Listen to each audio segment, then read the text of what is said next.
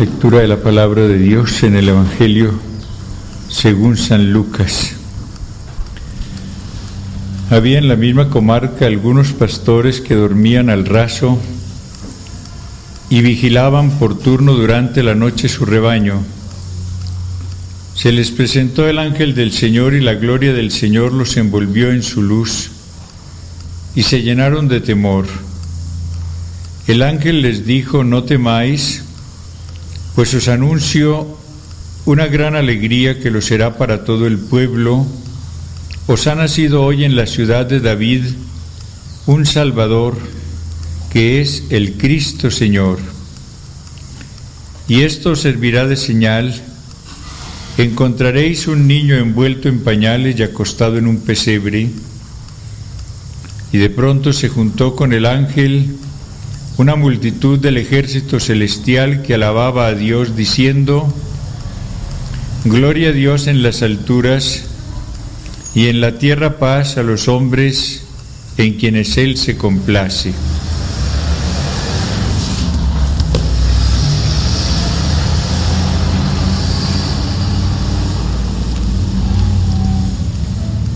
En esta mañana, Jesús, te damos gracias porque eres nuestro Salvador. Por la historia de salvación que tú has llevado a efecto en cada uno de nosotros. Por todas las gracias que nos has concedido, Señor. Por todas las veces que nos has perdonado,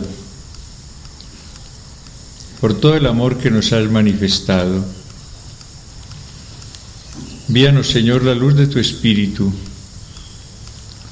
para que hoy comprendamos mejor la maravilla de este anuncio que acabamos de oír. Hoy ha nacido nuestro Salvador. Haz, Señor, que tu Espíritu nos muestre progresivamente la riqueza de tu salvación, que verdaderamente sepamos aprovecharla, que tú, ese Señor resucitado, que vives con nosotros y que eres nuestro Salvador, puedas hacer en cada uno de nosotros maravillas de salvación, porque creemos, Señor, en ti. Y porque llenos de fe nos acercamos a ti. Pon, Señor, tus palabras en mis labios y dime lo que deba comunicar ahora a mis hermanas. Te lo pedimos por María, nuestra Madre. Dios te salve María, llena de gracia, el Señor es contigo. Bendita tú eres entre las mujeres y bendito es el fruto de tu vientre, Jesús.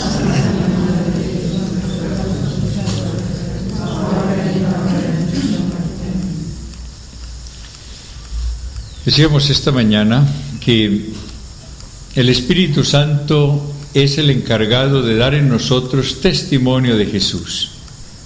Él dará testimonio de mí y vosotros daréis testimonio.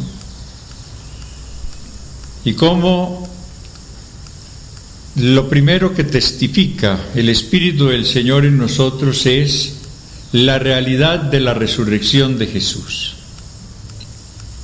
Y cómo nuestra vida cambia cuando verdaderamente comprendemos que Jesús sí vive, que sí está con nosotros.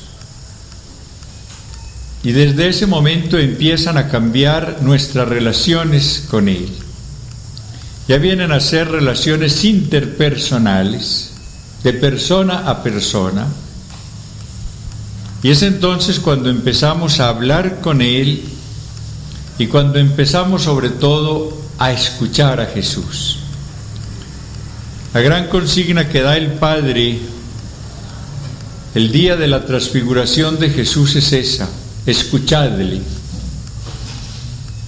Pero nosotros verdaderamente sentiremos necesidad y deseo de escuchar a Jesús cuando por bondad del Espíritu Santo se renueve nuestra posición frente a Jesús y caigamos en cuenta de que Él está tan cerca de nosotros resucitado como nunca nos lo habíamos imaginado.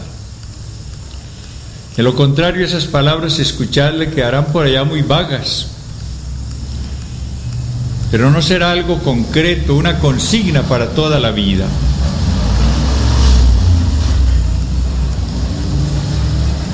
Pero ¿qué hace después el Espíritu Santo al renovar una vida cuando le ha hecho experimentar a esa persona la presencia de Jesús resucitado? Cuando esa persona puede decirle a sus compañeros: Jesús ha resucitado, he visto al Señor, como lo hizo María Magdalena. Pues el Espíritu Santo hace mucho en relación con Jesús. Pero yo creo que hay dos testimonios principales, que son los que van apareciendo ahora como gran riqueza en esta renovación. En primer lugar, el Espíritu del Señor va dando un testimonio constante en cada uno de nosotros de que Cristo es verdaderamente el Salvador de todo el hombre y el Salvador de todos los hombres. Y luego el segundo testimonio es el que ya dio desde el día de la resurrección por medio de San Pedro. Sepa pues toda la casa de Israel que a este Jesús, a quien ustedes crucificaron, Dios lo resucitó y lo ha constituido Señor. Sobre estos dos aspectos vamos a reflexionar mucho en estos días, con la gracia del Señor. Dos aspectos que se complementan, fíjense bien. Primero, la persona va descubriendo la maravilla de la salvación de Jesús. Jesús Salvador, eso quiere decir Salvador de todo el hombre y Salvador de todos los hombres.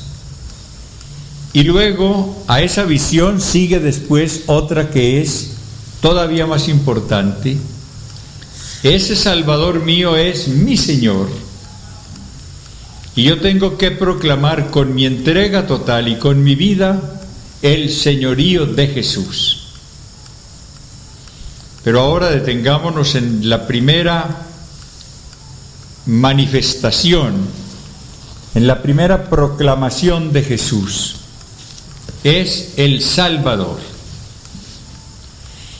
Recuerden ustedes que cuando el ángel en sueños habla a José, le dice que va a ponerle a ese niño el nombre de Jesús, porque él librará al pueblo de sus pecados. Ustedes lo encuentran en el Evangelio de San Mateo, en el capítulo 1. Se le apareció en sueños el ángel del Señor y le dijo: José, hijo de David, no temas tomar contigo a María tu esposa, porque lo concebido en ella viene del Espíritu Santo. Dará a luz un hijo, a quien pondrás por nombre Jesús, porque él salvará a su pueblo de sus pecados. La misión que trae el Verbo al encarnarse es la de salvarnos. Salvarnos primero del pecado, pero después de todas las secuelas del pecado. Es la salvación integral. Salvará al pueblo de sus pecados, pero como lo vamos a ver en el Evangelio, salvará después al pueblo de las consecuencias que en el cuerpo y en el espíritu han dejado los pecados. Después, el día de Navidad, acabamos de oír el gran anuncio que el ángel da a los pastores. Una noticia que debe llenar de alegría a todo el pueblo, no a ellos únicamente, a todos. Hoy ha nacido nuestro Salvador. Muchas veces cuando leemos estas palabras y otras parecidas en el Evangelio, creemos que se trata de un hecho cierto, sí, que tuvo cumplimiento X día y que debe ser recordado como un acontecimiento histórico que sucedió, y olvidamos la realidad del hoy mesiánico. El hoy mesiánico es la maravilla. El hoy mesiánico nos recuerda que lo que Cristo hizo hace, que lo que Cristo realizó por el hombre lo realiza ahora también por mí. Así como entonces el día de Navidad hace ya más de 1900 años, el ángel pudo decir a los pastores: hoy ha nacido el Salvador. De idéntica manera a nosotros, los que estamos aquí en este salón, en este 29 de junio de 1977, se nos dice: hoy ha nacido vuestro Salvador. Estamos frente al mismo Salvador, vivo, resucitado, los que vivimos en esta época, como lo estuvieron las gentes que lo vieron hace más de 1900 años. Es así como hay que ver el Evangelio, fíjense bien. No leerlo como una serie de descripciones de hechos que tuvieron lugar, pero que ahora apenas deben ser recordados, como lo hacemos, por ejemplo, con la batalla de Boyacá, con lo que dijo o hizo fulano de tal hace tantos años. Estamos frente al hoy mesiánico. Una de las frases más ricas de la Sagrada Escritura es la que encontramos en la carta a los Hebreos. Jesucristo, el mismo ayer, hoy y por los siglos. Son palabras que nosotros oímos y leemos, pero en cuya riqueza no profundizamos mucho. La maravilla de Cristo es que fue, es y será el mismo, lo que no pasa con ninguna otra persona. Cuando leemos la vida de los que ya murieron, apenas podemos decir fulano de tal hizo y dijo tal cosa. Siempre hablamos de ellos en pretérito. Pero sabemos que actualmente ya ellos no dicen ni hacen nada. Bolívar hizo muchas cosas, ahora no hace nada. Napoleón hizo muchas cosas, ahora no hace nada. Sócrates dijo muchas cosas, ahora no dice nada. Jesucristo es distinto, porque murió y resucitó. Y es el mismo hoy, ayer y será el mismo por los siglos. No tenemos entonces que envidiar, como a veces lo hacemos, a las personas que estuvieron con el Señor cuando Él caminaba y predicaba. Qué bueno, dice uno, estar como María Magdalena a los pies de Jesús, escuchar sus palabras. ¿Cómo que qué bueno? ¿Acaso no es lo que a nosotros nos ofrece Él? ¿Acaso no es el mismo Jesús, hoy resucitado, que puede estar simultáneamente con todos? Él ha cambiado, Él mismo es palabra de Dios, ayer, hoy y por los siglos. Entonces el hoy mesiánico, hoy nace nuestro Salvador. Y dentro de un año podremos decir lo mismo, hoy nace nuestro Salvador. Esto es lo que el Espíritu Santo está haciendo en la renovación, colocarnos frente a un Jesús resucitado que es nuestro Salvador.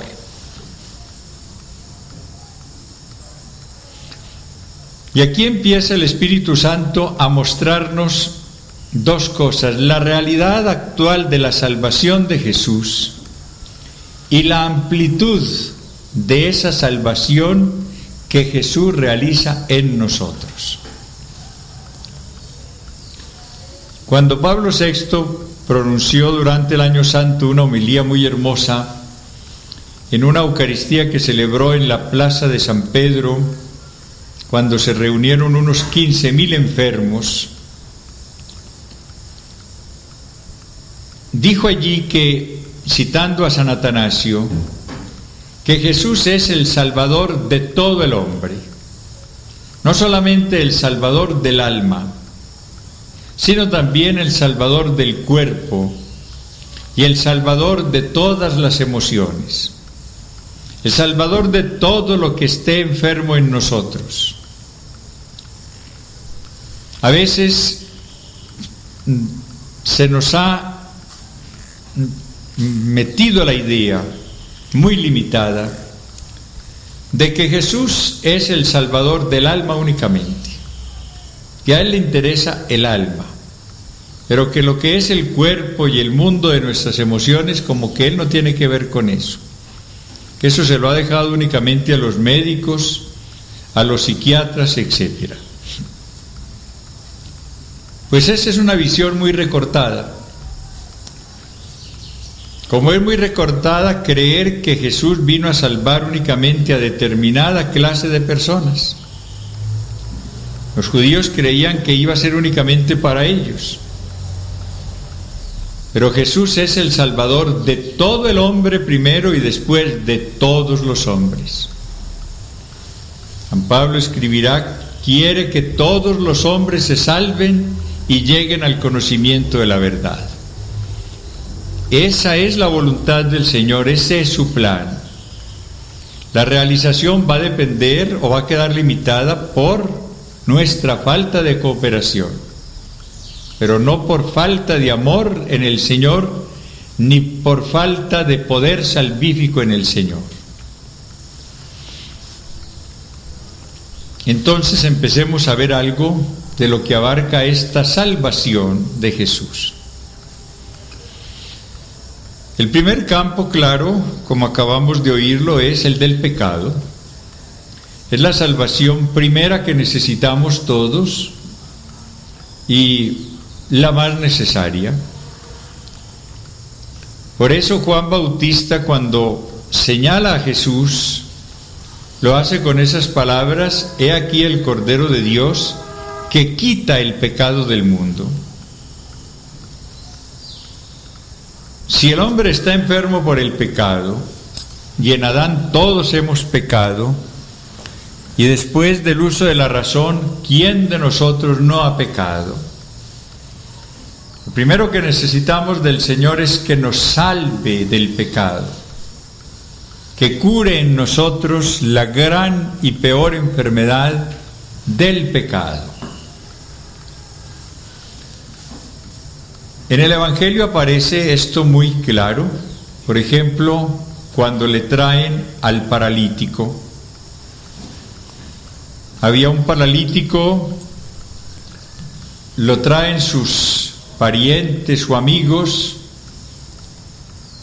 Ellos tienen una gran fe en el Señor, tan grande que, como ven que no pueden entrar a este enfermo porque hay una gran muchedumbre que está oyendo a Jesús, pues con mucho ingenio quitan unas tejas, abren un hueco y descargan la camilla con su enfermo para que quede delante de Jesús. Una manifestación maravillosa de fe.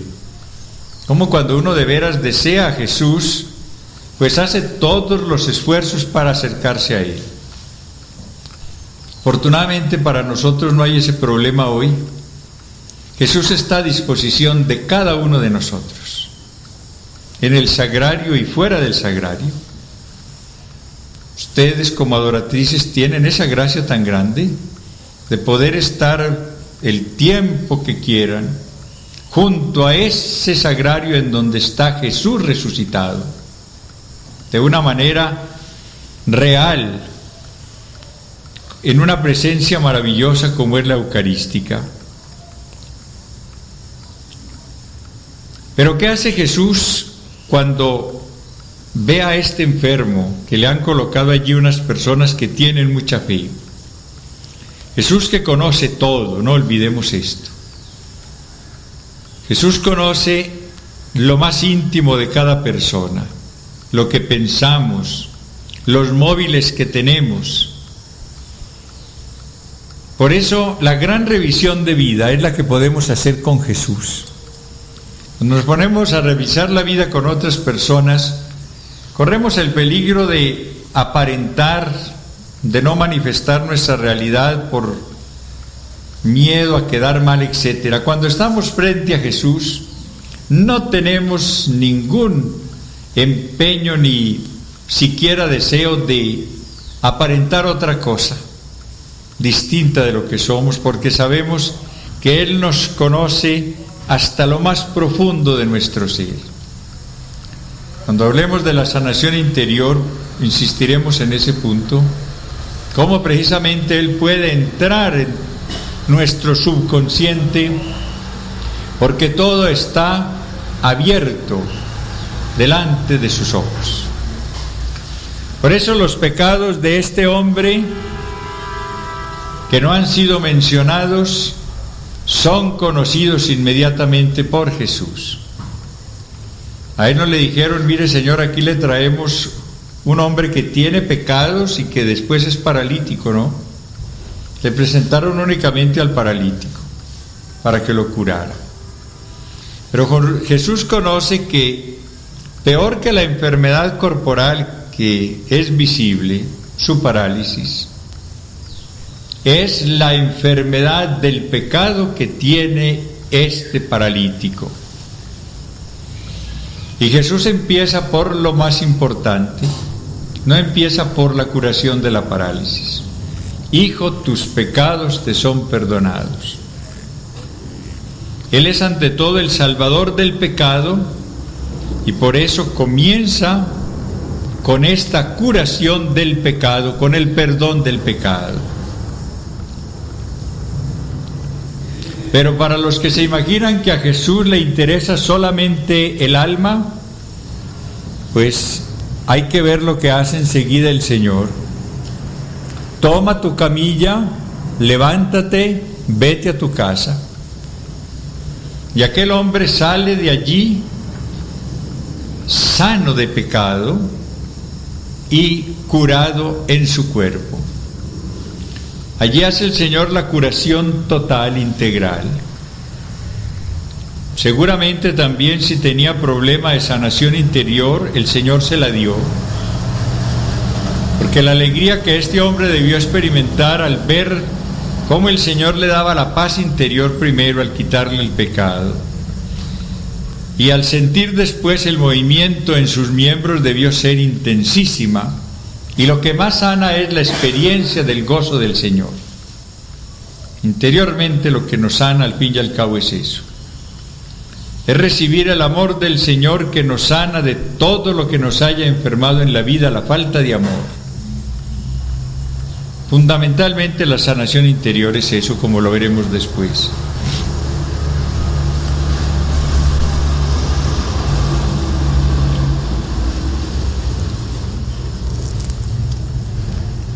Lo interesante en el Evangelio es ver cómo a Jesús le interesa todo el hombre y cómo sana las distintas áreas del hombre. Primero el pecado, como acabamos de verlo, pero después le interesa al Señor el cuerpo de los hombres, ese cuerpo que tantas veces está enfermo como consecuencia del pecado, y también el mundo interior del hombre que también está enfermo o por pecados propios o por pecados ajenos.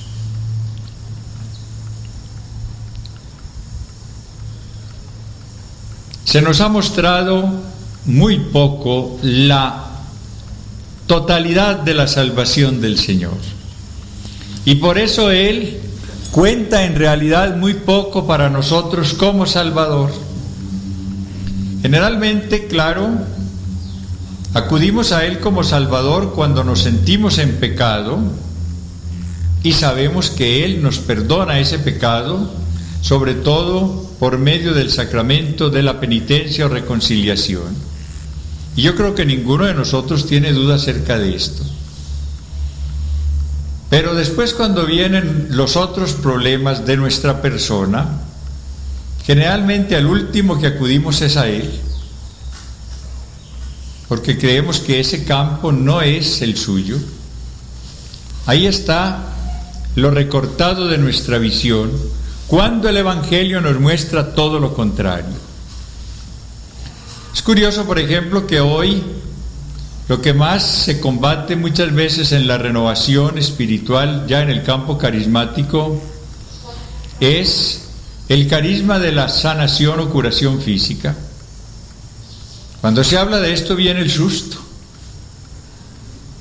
y empieza a criticarse esto, a decir, por ejemplo, que eso es magia, que eso es superstición, que eso es un retorno a la Edad Media, cosas por el estilo. Claro que se respeta a Lourdes, por ejemplo, que en Lourdes se puede dar una curación, bueno, allá sí. Y también para canonizar a una santa, a la santa fundadora, pues entonces sí, a ver si aparecen 2 curaciones, porque son exigidas por la Sagrada Congregación.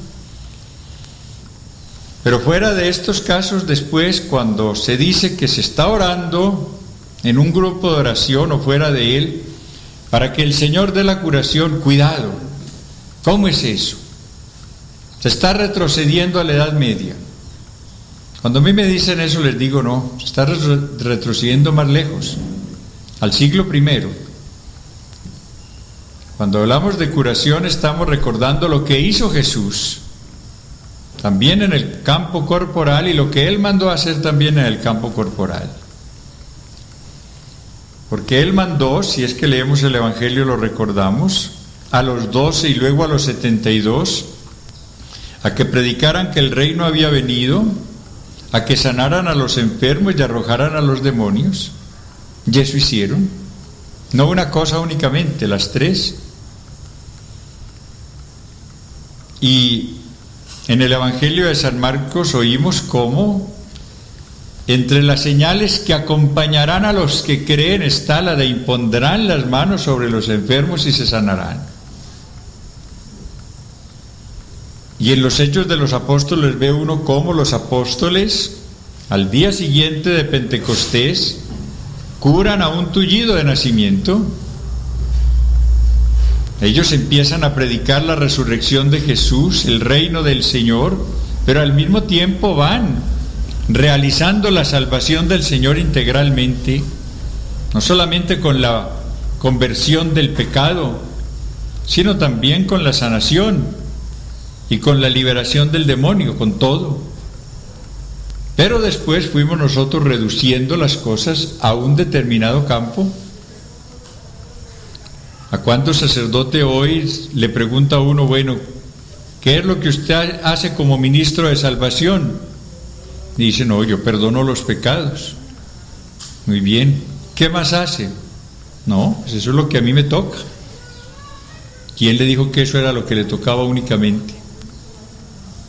¿Acaso no es el ministro de Jesús, que es el Salvador de todo el hombre? Y entonces no tiene que hacer como ministro del Señor en un momento dado todo lo que el Señor hizo. Fíjense bien que la visión del Señor se va ampliando con la acción del Espíritu Santo en esta renovación, en la medida en que nosotros nos vamos dando cuenta de que Jesús sí es el mismo hoy, y que el hoy mesiánico tiene cumplimiento en nosotros, y que todo lo que hizo es lo que quiere hacer ahora. Pero fíjense bien con una diferencia. Cuando Él estaba en su vida mortal, generalmente Él hacía todas estas acciones salvíficas directa y personalmente. tus pecados te son perdonados, vete en paz, levántate y anda. 3 manifestaciones de sanación, física, interior y del alma, del pecado. Pero ahora, como nos dice el Vaticano II, Él salva en la Iglesia y por la Iglesia. Y esta salvación, en el plan del Señor ahora en general, debe realizarse por ministerio nuestro. Él está hoy resucitado en su Iglesia, pero quiere obrar a través de nosotros. Él es el Maestro, pero enseña a través de quienes han recibido la misión de enseñar y de enseñar a todas las gentes. Pero nos dice San Marcos, el Señor los acompañaba, Él iba con ellos con las señales que los acompañaban. Él es quien está hoy en la Iglesia, porque si Él no estuviese como Maestro en la Iglesia, ella estaría sumida en el error. Pero enseña a través de esa Iglesia, el magisterio, por ejemplo. Lo mismo, es Él quien perdona los pecados, no es el confesor, como hombre. Lo hace como ministro del Señor. El Señor perdona, pero por el ministerio de ese sacerdote. Así como una sanación interior, muchas veces el Señor la da por ministerio de un sacerdote, de una religiosa, de un seglar. Y la sanación física hoy generalmente la da Él también por ministerio de una persona que ore con fe, que verdaderamente crea en las palabras, en el poder y en el amor del Señor y obre como ministro suyo. A veces se olvida este aspecto y por eso la gente empieza a esperar, bueno, que Jesús haga ahora lo mismo que hizo y como lo hizo antes. Y cuando la gente viene con sus problemas, nosotros le decimos, vaya, pídale al Señor. Fíjense bien qué es lo que hacemos. Vaya, pídale al Señor. Estamos convencidos en la práctica de que Él ahora no va a obrar por ministerio nuestro. Está muy bien que yo le diga, continúe orando al Señor, pero vamos a orar ahora. ¿Ve? Está muy bien que yo le diga a la persona que siga orando, pero cuando yo haya realizado el ministerio que me corresponde. No crean que es lo mismo decirle a la persona, pídale al Señor que la sane, y yo le voy a pedir al Señor, que ponerse a orar concretamente con esta persona y por esta persona para que consiga la salud por el medio que el Señor quiera comunicársela. Como no es lo mismo cuando una persona tiene necesidad de sanación interior decirle, sí, vaya, pídale al Señor y yo la voy a encomendar al Señor, que orar también con esa persona en un estudio que se haga con la luz del Señor de la situación de esta persona. Pero ¿por qué a veces no hacemos esto? Porque no tenemos una fe muy viva en la amplitud de la salvación del Señor.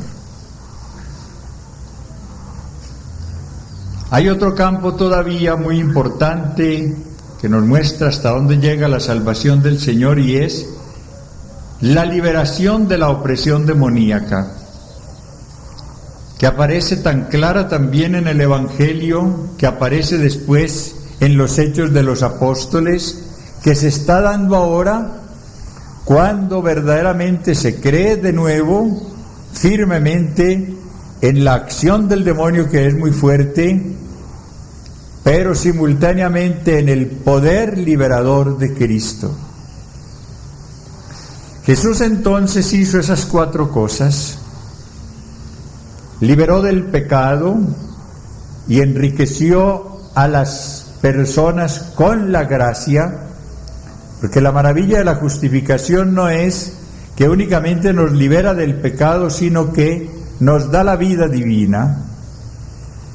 Después libera de las consecuencias del pecado, la enfermedad física.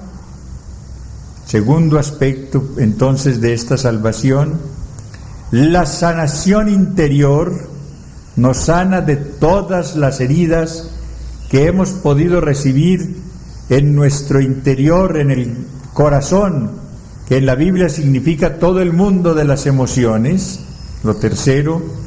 Y cuarto, libera también de la opresión demoníaca que se da en las personas, y a veces con más frecuencia de lo que pensamos. La liberación, la renovación nos está mostrando también la realidad de la liberación que el Señor también está llevando a efecto en muchas vidas actualmente. Entonces aparece como testimonio del Espíritu Santo un Jesús Salvador maravilloso, que se interesa por todo el hombre, un Jesús resucitado, que es el mismo hoy, que quiere hacer y puede hacer todo lo que aparece en el Evangelio, con los hombres del siglo XX que tenemos necesidades idénticas o mayores que las de aquellas gentes que lo rodeaban, pero con esa advertencia de que muchas de estas cosas quiere realizarlas hoy por ministerio nuestro, a través de nosotros. Tenemos que ser los canales a través de los cuales llegue hoy esa salvación del Señor. Es la visión que muchas veces no tenemos muy presente. Y yo seré canal de salvación para muchas vidas en la medida en que verdaderamente me conecte por el amor con Jesús, en la medida en que me vaya limpiando de todo impedimento para que pase toda la corriente salvadora del Señor y me ponga por amor también en contacto con las personas que necesitan esa salvación del Señor.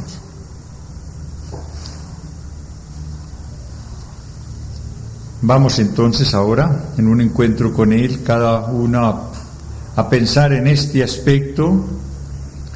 Ya entonces concretaremos cómo esa salvación, sobre todo en el campo interior, la quiere realizar el Señor en nosotros. Vamos a centrar mañana mucho nuestra reflexión en ese punto que es tan importante, porque, de paso lo digo, muchas veces ni llegamos siquiera a experimentar en una vida de oración el amor del Señor de una manera intensa por falta de curación interior. A mí me preocupa que a veces personas como ustedes, que están consagradas al Señor, a la adoración del Santísimo Sacramento, que pasan muchas horas con Él, a veces no puedan disfrutar más profundamente del amor de ese Señor delante de quien están y que las ama tanto, porque tienen unos corazones oprimidos, unos corazones enfermos, que no pueden experimentar todo el peso del amor del Señor. Pero cuando se consigue del Señor esa sanación interior, entonces empieza también, como lo veremos después, a cambiar nuestra posición en la misma oración. Es lo que el Señor nos dará con su gracia, sobre todo si se la pedimos con mucho fervor y mucha fe hoy.